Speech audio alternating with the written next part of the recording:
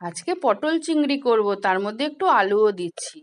প্রথমে পটলগুলোকে ভালো করে ঘষে ছাড়িয়ে মাঝখান দিয়ে দুটুকরো করব, আর আলুগুলোকে ছোট ছোট করে কেটে জলে ভিজিয়ে নিয়েছি। এইবার চিংড়ি মাছ ছাড়িয়ে ওটাকেও ভালো করে পরিষ্কার করে নিয়েছি। কড়াতে তেল গরম করে চিংড়ি মাছগুলো ভেজে নিলাম।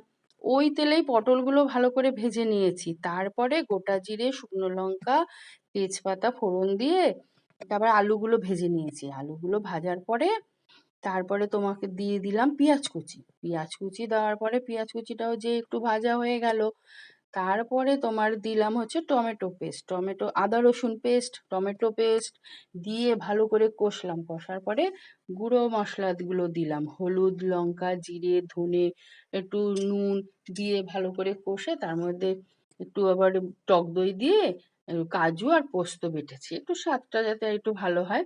ওই ভালো করে ওটা দিয়েও পেস্ট করে বেশি রেখেছিলাম, ওটাও দিয়ে দিলাম।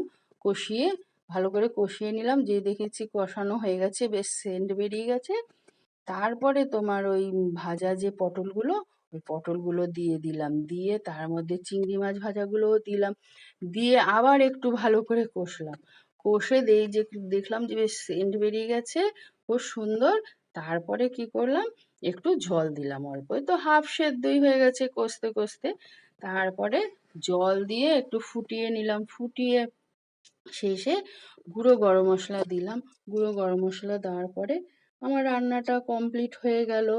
এইবার আমি সার্ভ করে নিলাম, গ্যাসটা অফ করে দিলাম, দিয়ে বেড়ে নিলাম। বেশ সুন্দর এটা খেতে লাগে। তোমরা এইভাবে করে খেয়ে দেখো, খুব ভালো লাগবে ঘরোয়া মতে। এটা বেশি রিচ না, আমি ঘি ফি দিইনি। ঘি দিলে একটু রিচ হয়ে যায়। এটা ঘরোয়া মতে করেছি। তোমরা সব সময় এরকম আলু পটল দিয়ে চিংড়ি দিয়ে কারা করে খাও, আমাকে একটু জানিও তো। এইভাবে এই রেসিপিটি কেমন লাগলো আমাকে তোমরা একটু কমেন্ট করে জানিও। হ্যাঁ, এরকম লেগেছে এই রেসিপিটি আমার।